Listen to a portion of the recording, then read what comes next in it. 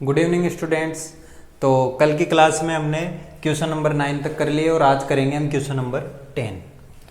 Question number 1 से लेकर 9 तक प्रायिकता के हमने कर लिए। अब आज क्वेश्चन नंबर जो 10 है वो थोड़ा अलग से है, इसको ध्यान से समझना आप, तभी एक बार में समझ में आएगा। देखिए, एक पिगी बैंक में 50 पैसे के 100 सिक्के, 1 रुपये के 50 सिक्के, 2 रुपये के 20 सिक्के और 5 रुपये के आपके पास 10 सिक्के हैं। पिगी बैंक वो होता है जो गुल्लक है, आप सबने बचपन में यूज किया होगा, गुल्लक जिसमें अपन पैसे रखते हैं। उस गुल्लक के अंदर क्या 50 पैसे के तो 100 सिक्के हैं। देखिए 50 पैसे के सिक्के सबको अपन अलग अलग सेपरेट कर लेंगे। 50 पैसे के जो सिक्के हैं वो हैं 100 और जो 1 रुपये के सिक्के हैं, 1 रुपये के सिक्के वो हैं आपके पास 50। ये सिक्कों की प्राइस है और ये उनकी संख्या है। यहाँ पे 2 रुपये, 2 रुपये के सिक्के कितने हैं आपके पास? 2 रुपये के सिक्के हैं आपके पास 20। और इसी तरह से 1 रुपये के सिक्के, सॉरी 1 नहीं है यहाँ पे, 5 रुपये दे रखा है। 5 रुपये के सिक्के, 1 रुपये के तो ऊपर आए गए 50, अब 5 रुपये के जो सिक्के हैं वो हैं हमारे पास 10। इस तरह से एक पिग्गी बैंक है, उसमें 50 पैसे के, 1 रुपये के, 2 रुपये के और 5 रुपये के सिक्के दे रखे हैं। इस तरह से पिग्गी बैंक में टोटल सिक्के कितने हैं? 100 और 50 150, 20 170 और 10 180।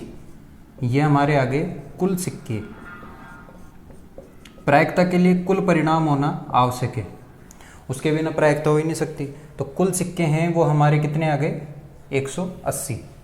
हमें निकालना है कि उस पिग्गी बैंक को हिलाकर उल्टा कर दिया, पिग्गी बैंक को हिला दिया और उल्टा कर दिया, उसमें से कोई भी एक सिक्का गिरना, कोई भी सिक्का गिरना, उसकी क्या प्रायिकता है कि वह गिरा हुआ सिक्का 50 पैसे का होगा। पिग्गी बैंक के अंदर देखो 50 पैसे का भी सिक्का है, 1 रुपये का भी है, 2 का भी और 5 का भी है, पर उल्टा करने पर कौन सा सिक्का गिरा यह हमें पता नहीं है। पर क्वेश्चन ये बोल रहा है अगर वह सिक्का 50 पैसे का होगा तो उसकी कितनी प्रायिकता है। देखिए कैसे निकालेंगे। पहला, 50 पैसे का सिक्का होने की प्रायिकता,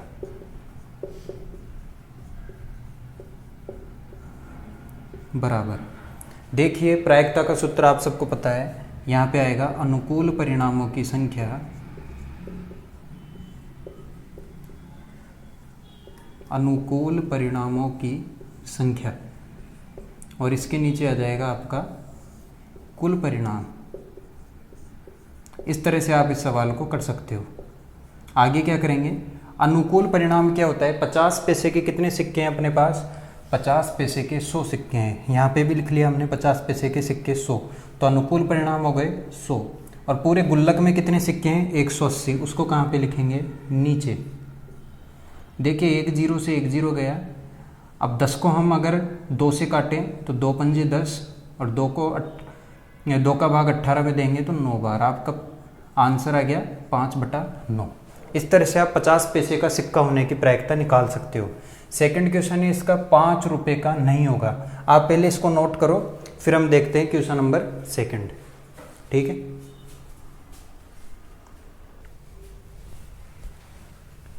तो देखिए नेक्स्ट क्वेश्चन, 5 रुपये का नहीं होगा।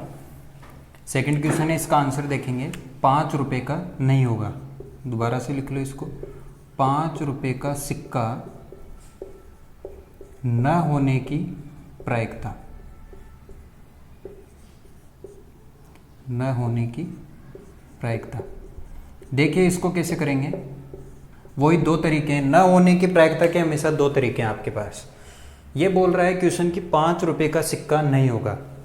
देखो पिग्गी बैंक में 50 पैसे का सिक्के हैं, 1 रुपये के हैं, 2 रुपये के हैं और 5 रुपये के हैं। हमें इसमें बोला जा रहा है 5 रुपये का नहीं होगा। ठीक है, 5 रुपये का नहीं लेंगे हम, बाकी सब ले सकते हैं। 50 पैसे का ले लेते हैं 100, 1 रुपये के ले लेते हैं 50 और 2 रुपये के कितने 20। 100 और 50 150 और 20 कितने हो गए? 170। तो अनुकूल परिणाम 170 बटा कुल परिणाम हमारे पास है 180। इसमें आपको वही फॉर्मूला लिखना है, अनुकूल परिणामों की संख्या बटा कुल परिणाम, और उसके बाद हमारा प्रायिकता जो है ये आ जाएगी 170 बटा 180, 0 से 0 कैंसिल और ये बच गया 17 बटा 18। दोबारा से देखो इसको, ये बोल रहा है कि 5 रुपये का सिक्का नहीं होगा। ठीक है, 5 रुपये का सिक्का नहीं होगा तो 5 रुपये के अनुकूल परिणाम नहीं लेंगे हम, बाकी ले लेंगे। तो ये तीनों ले लेंगे हम, तीनों को ऐड किया तो आ गया 170, और कुल कितने हैं 180, उसको नीचे रखा, 0 से 0 कैंसिल और ये बचा 17 बटा 18। अगर इसको ट्रिक से देखें अपन, ट्रिक से देखें तो 5 रुपये का सिक्का न होने की प्रायिकता पूछ रहा है। तो सबसे पहले अपन ये सोचेंगे दिमाग में कि 5 रुपये का सिक्का होने की प्रायिकता कितनी होती। अगर 5 रुपये का सिक्का होने की प्रायिकता पूछता तो 10 बटा क्या कर देते हम 180। 5 रुपये का सिक्का होने की प्रायिकता पूछता तो हम कर देते 10 बटा 180, और न होने की पूछ रहा है तो किस में से माइनस करते हैं, 1 में से। 1 में से क्या माइनस करेंगे, 5 रुपये का सिक्का होने की प्रायिकता, होने की प्रायिकता कितनी आती, 10 बटा 180। इसको किस में से माइनस करेंगे, 1 में से। 180 एकम 180, उसमें से 10 गए तो बचेंगे 170 और नीचे आ जाएगा 180। वही 0 से कैंसिल हो गया, कितना आ गया 17 बटा 18। देखिए यहाँ पे भी वही आया और इसके अंदर भी हमारे पास वही आंसर है। ये दोनों आपकी इस क्वेश्चन को करने की मेथड है, दोनों कोई से भी मेथड से आप कर सकते हो। तो इस तरह से हमारा ये क्वेश्चन हुआ, क्वेश्चन नंबर 10। इसको आप नोट डाउन करो। अब हम देखते हैं क्वेश्चन नंबर 11।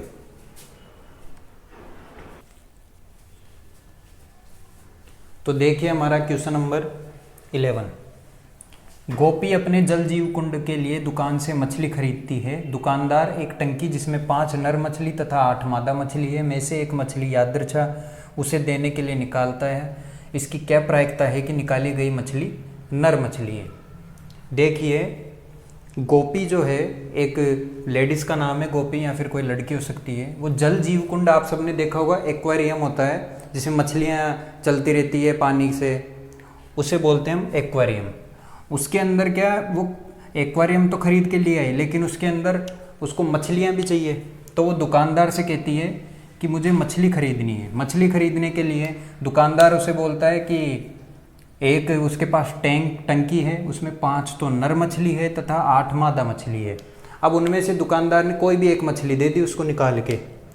तो ये पूछना चाह रहा है क्वेश्चन कि इसकी क्या प्रायिकता है कि निकाली गई मछली नर मछली है। मतलब गोपी को जो मछली दी गई है वो मछली नर है, उसकी कितनी प्रायिकता है। तो देखिए यहाँ पे इस क्वेश्चन को कैसे करेंगे हम। यहाँ पे लिखेंगे हम नर मछली। नर मछली आपके पास है, कितनी है नर मछली, 5 नर मछली है। फिर लिखेंगे हम मादा मछली। मादा मछली है हमारे पास, कितनी है मादा मछली, 8। कुल कितनी हो गई, कुल होगी हमारे पास 13। कुल कितनी हो गई 13। इस तरह से हमारे पास कुल परिणाम आ गए इसके। अब हमारा क्वेश्चन बोल रहा है नर मछली होने की प्रायिकता। नर मछली होने की प्रायिकता निकालनी है हमें। इसके लिए वही फॉर्मूला लगाएंगे हम, अनुकूल परिणामों की संख्या, अनुकूल परिणामों की संख्या बटा कुल परिणाम। देखिए नर मछली कितनी है अपने पास, 5, तो अनुकूल परिणाम भी कितने हो गए 5, और कुल परिणाम कितने आए हमारे पास 13, तो नीचे आ जाएगा 13। इस तरह से आप इस क्वेश्चन को कर सकते हो। नर मछली होने की प्रायिकता आपके पास आ गई। अगर मादा मछली पूछता तो आंसर हो जाता 8 बटा 13। हमसे नर पूछा तो नर के अनुकूल परिणाम 5 और कुल हो गए हमारे 13। इस तरह से आप इस क्वेश्चन को कर सकते हो। अब हम देखेंगे हमारा नेक्स्ट क्वेश्चन, आप इसको नोट डाउन करिए। तो देखिए अब क्वेश्चन नंबर 12। संयोग के एक खेल में एक तीर को घुमाया जाता है जो विश्राम में आने के बाद संख्याओं 1, 2, 3, 4, 5, 6, 7, 8 में से किसी एक संख्या को निरूपित करता है। यदि ये सब परिणाम समप्रायिक हो तो इसकी क्या प्रायिकता है। देखिए क्वेश्चन हिंदी पढ़ने से कुछ नहीं, आपको मैं समझाऊंगा पहले क्वेश्चन क्या बोलना चाह रहा है। आपने मोबाइल में देखा होगा आजकल गेम आते हैं, ऐड आते हैं, उसके अंदर स्पिन व्हील आता है, उस पर क्लिक किया अपन ने, वो तीर घूमता है, जहाँ भी रुक गया वहाँ पे आपको रिवार्ड मिल जाता है या फिर कुछ हो जाता है। इसी तरह से ये एक स्पिन व्हील है। देखिए इसमें ये तीरा है और यहाँ पे गिनती लिखी हुई है 1 2 3 4 5 6 7 8। जैसे ही मान लो अपन यहाँ पे बटन जो भी है उसको प्रेस करेंगे तो ये जो ये एरो का साइन है ये घूमेगा, ये कोई भी संख्या पर रुक सकता है, कहीं भी रुक सकता है। ये इस तरह का सवाल है ये। तो ये बोल रहा है कि इसकी क्या प्रायिकता है कि यह तीर इंगित यानी उसको डिनोट करेगा, उसको बताएगा कि वह 8 को करेगा। इसका मतलब क्या है, इस अपन ने जो ये अभी जो भी गेम चल रहा है, इस खेल है, ये एक संयोग का यानी चांस है। इसके अंदर इस बटन को दबाया, अब ये तीर घूम रहा है। अब ये क्वेश्चन हमसे पूछ रहा है 8 को, कि ये तीर 8 पर आएगा, उसकी क्या प्रायिकता है। तो सबसे पहले हम देखेंगे कुल परिणाम हमारे। यहाँ पे देखिए आप आंसर, कुल परिणाम। कुल परिणाम बताइए कितने आएंगे हमारे पास। आपके पास संख्याएं दे रखी है 1 2 3 4 5 6 7 और 8। कुल कितनी होगी, 8 संख्याएं होगी। तो हमारे परिणाम में कुल कितने हो गए, 8 हो गए। इस तरह पहला क्वेश्चन है 8 को करेगा। 8 को करेगा तो यहाँ पे लिखिए आप संख्या 8 को इंगित करने के, 8 को इंगित करने के अनुकूल परिणाम। पहले अनुकूल परिणाम निकालेंगे। कुल तो हमारे पास हैं 8 अनुकूल परिणाम। आप ये बताइए इस स्पिन व्हील में 8 कितनी बार है, एक बार ही है, तो अनुकूल परिणाम भी कितने हो गए इसके, 1। और हमारी प्रायिकता कैसे निकालेंगे हम, प्रायिकता के लिए वही लगाएंगे फॉर्मूला, अनुकूल परिणाम, अनुकूल परिणामों की संख्या और बटा में आपका आ जाएगा कुल परिणाम। कोई भी एक क्वेश्चन है उसके अंदर अगर 1 2 3 या 4 कितने भी सवाल दे रखे हो, आपको ये फॉर्मूला हर बार लगाना है। देखिए अनुकूल परिणाम है 1, उसको लिखेंगे ऊपर, और कुल परिणाम है हमारे पास 8, उसको लिखेंगे नीचे। इस तरह से हम इस क्वेश्चन को कर सकते हैं। नेक्स्ट क्वेश्चन है एक विषम संख्या को करेगा। देखिए विषम संख्या को करने की हमें प्रायिकता निकालनी है।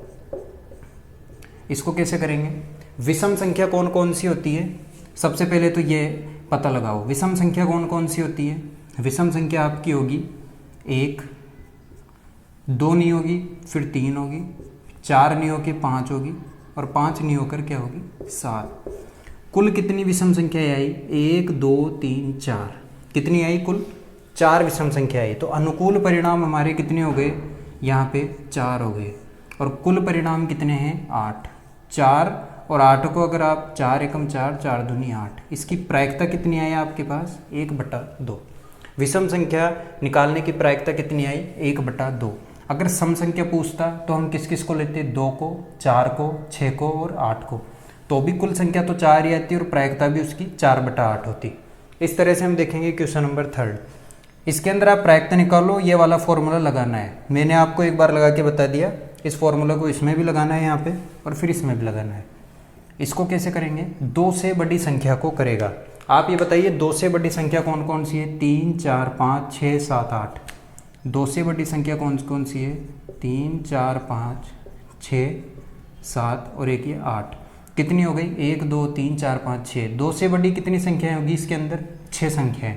तो 6 को ऊपर लिखेंगे, कुल है हमारे पास 8, 8 को नीचे लिखेंगे। इसको कैंसिल करेंगे हम, 2 से 2 3 6, 2 चौको 8। इस तरह से इसकी प्रायिकता आ गई हमारे पास 3/4। इसका एक और 4th नंबर का क्वेश्चन है, वो हम अभी देखेंगे, आप इसको नोट करिए।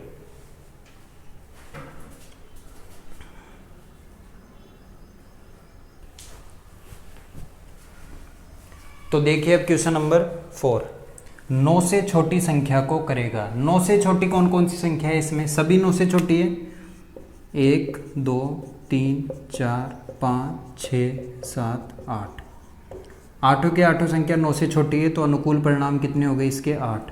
और कुल भी कितने हैं, 8। तो अनुकूल परिणाम में 8 आ गया, कुल में भी आ गया 8। 8 से 8 कैंसिल हुआ, क्या आ गया हमारे पास, 1।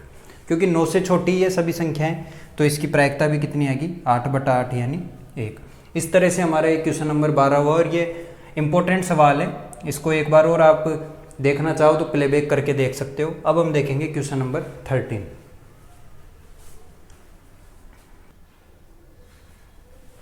तो देखिए हमारा क्वेश्चन नंबर 13, एक पासे को एक बार फेंका जाता है, निम्नलिखित को प्राप्त करने की प्रायिकता ज्ञात कीजिए।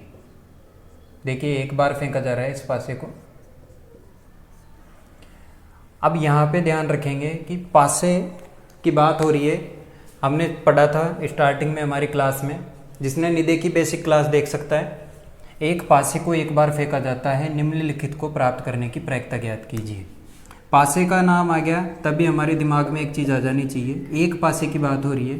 तो यहाँ पे लिखेंगे एक पासे को फेंकने पर कुल परिणाम। पासा सबने देखा है, पासा सबने देखा है, डाइस जो होता है उसके ऊपर संख्याएं लिखी रहती है 1 2 3 4 5 और 6। तो कुल परिणाम भी कितने हो गए हमारे पास? 6 हो गए। कुल परिणाम हमारे पास आ गए 6। अब ये बोला जा रहा है कि एक पासे को फेंका है तो उसमें कुछ भी आ सकता है, 1 भी 2 भी 3 भी 4 भी 5 भी या 6 भी, एक बार में एक संख्या आएगी। यहाँ पे बोला गया है फर्स्ट क्वेश्चन, एक अभाज्य संख्या आने की प्रायिकता। फर्स्ट क्वेश्चन लिखेंगे हम, एक अभाज्य संख्या आने की प्रायिकता।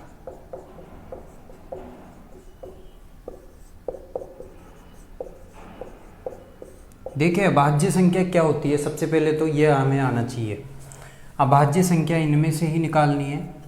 कई बच्चे गलती करते हैं, एक को अभाज्य संख्या लिख देते हैं, जबकि एक अभाज्य संख्या नहीं होती।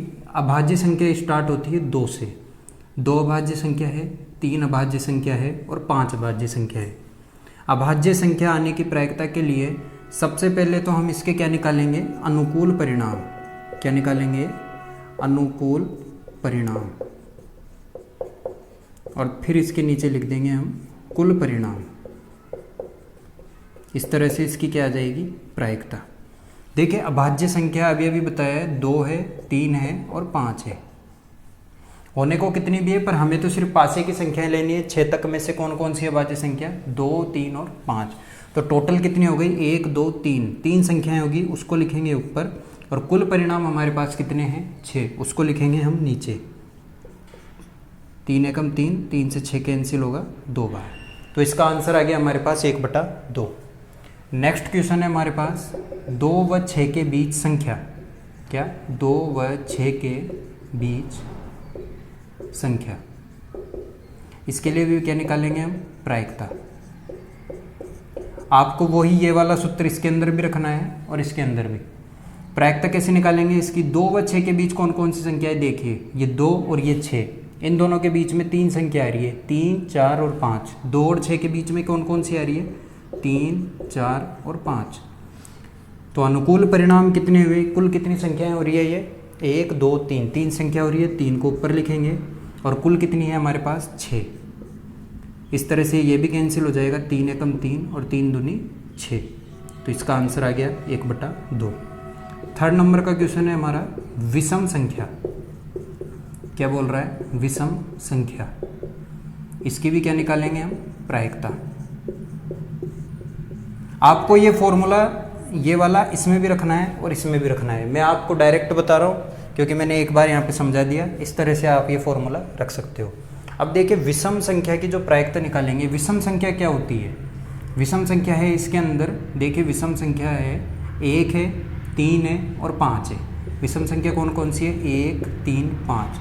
तो इसके अनुकूल परिणाम कितने हो गए? 1 2 3। 3 हमारे पास अनुकूल परिणाम हो गए और जो कुल परिणाम है वो हमारे पास है 6, उसको रखेंगे हम नीचे। इस तरह से ये भी कैंसिल होके आ जाएगा 1/2। 3 एकम 3 और 3 दूनी 6। देखा जाए तो हमारा तीनों का आंसर ही 1/2 1/2 1/2 आया है। विषम संख्या की जगह अगर सम संख्या पूछता तो हमारे पास 2 को लेते, 4 को लेते और 6 को लेते, आते वही 3 संख्या और आंसर भी वही आता 3/6। और इसको काटने के बाद आंसर आ जाता 1/2। अब हम देखेंगे हमारा नेक्स्ट क्वेश्चन, आप इसको नोट डाउन करिए।